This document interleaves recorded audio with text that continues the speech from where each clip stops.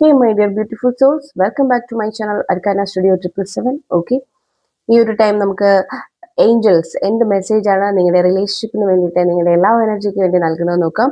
It is an oracle card reading. Okay, so നമുക്ക് നോക്കാം ഈ ഒരു ടൈം നിങ്ങൾ കേൾക്കേണ്ട ആ ഒരു ഗൈഡൻസ് എന്താ നോക്കാം, ഒരു മെസ്സേജ്.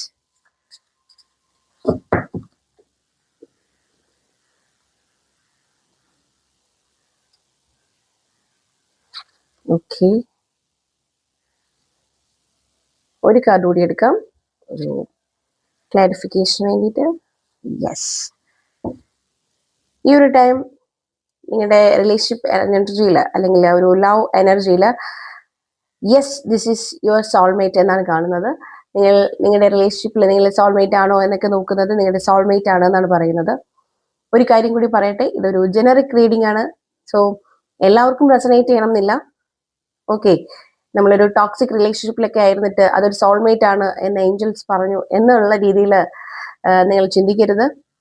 ഓക്കെ, നിങ്ങൾക്ക് തന്നെ അറിയാം ആയിരിക്കും നിങ്ങളുടെ റിലേഷൻഷിപ്പ് അല്ലെങ്കിൽ നിങ്ങൾ മുന്നോട്ട് കൊണ്ടുപോകുന്നത് ഒരു ഡിവൈൻ ലവ് ആണെന്ന്.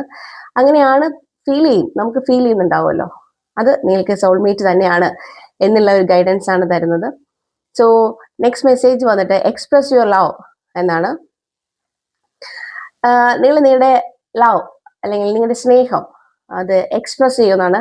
പലരും ഉള്ളിലൊക്കെ ഭയങ്കര സ്നേഹമായിരിക്കും, പക്ഷേ തൻ്റെ പേഴ്സണോട് അല്ലെങ്കിൽ തൻ്റെ വൈഫിനോടോ ഒന്നും അത് എക്സ്പ്രസ് ചെയ്യില്ല.